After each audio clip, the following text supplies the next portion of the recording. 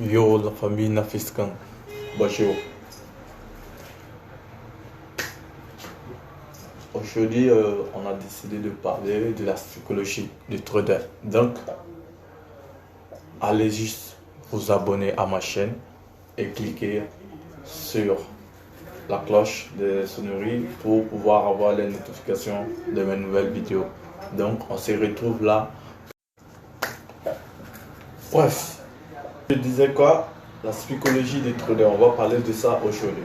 C'est quelque chose qui fait partie de l'un des meilleurs outils qu'un trader doit avoir. Donc, la psychologie du trader est souvent occultée en trading. Pourtant, les grands traders du monde, sans exception, considèrent la maîtrise des émotions comme l'élément le plus significatif de la réussite en trading. Donc, en tout simplement pour dire, l'émotion fait déjà partie d'un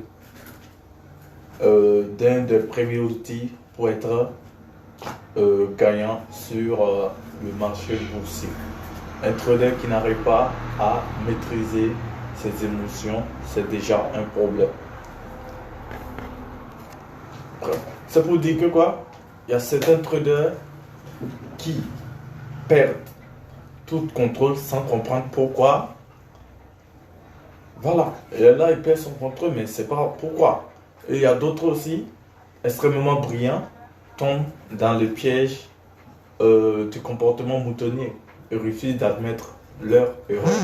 Voilà, qu'est-ce que le comportement moutonnier? On va voir ça d'un peu. Maintenant, voici les questions qu'il faut se poser. Quels sont les traits des grands traders? Ont-ils des différentes qualités comme du commun mortel? Est-ce que les grands traders ont des qualités différentes du commun des mortels?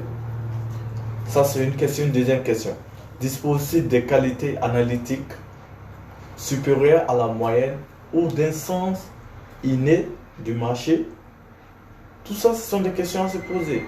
Donc, voici une troisième question. Et la quatrième, comment devenir un grand trader? Et la cinquième question, c'est de savoir les techniques les plus efficaces pour maîtriser ses émotions et opérer au meilleur niveau, c'est-à-dire à la meilleure zone. Donc du coup, on va parler du biais psychologique et le trader. Donc, ça veut dire que le trader prend souvent de manière contre-productive. Ça veut dire, à force de faire des pertes, il trouve qu'il n'est pas performant envers ce marché. Et qu'est-ce que devient? Il va dire que ouais, j'ai payé une telle formation là, ça n'a pas marché. C'est que la formation elle est fausse. Je viens de payer des documents concernant le trading, mais ça n'a pas marché. Donc, ça veut dire que ces documents, ça ne tient pas. Donc, au fur et à mesure, tu te rends compte que tout l'effort que tu as fourni, ça ne sert pas. Mais bref, moi je dis quoi? Le trader doit mieux se connaître lui-même afin de progresser avec tout ce qu'il a appris comme connaissance.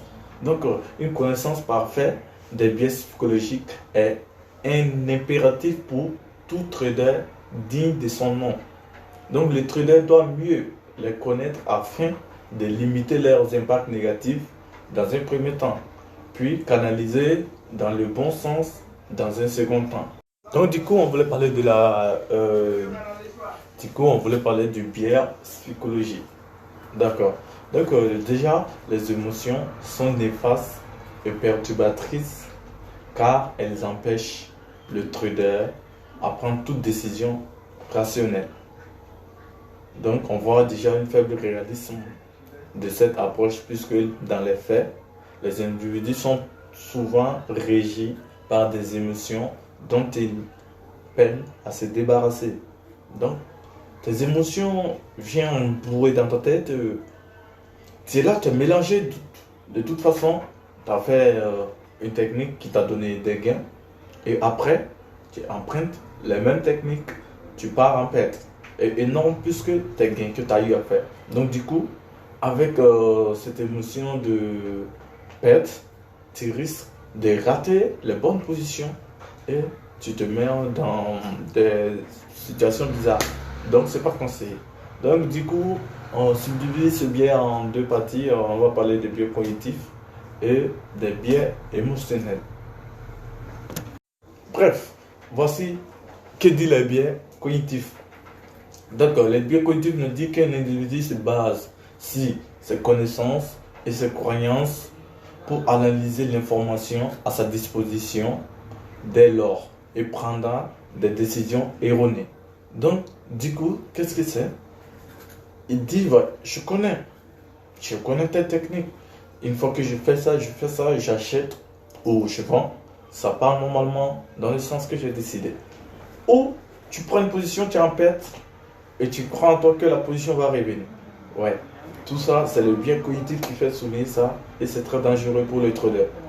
Bref, on continue avec le biais émotionnel parce qu'on va revenir voir ce qui approfondit bien le biais cognitif.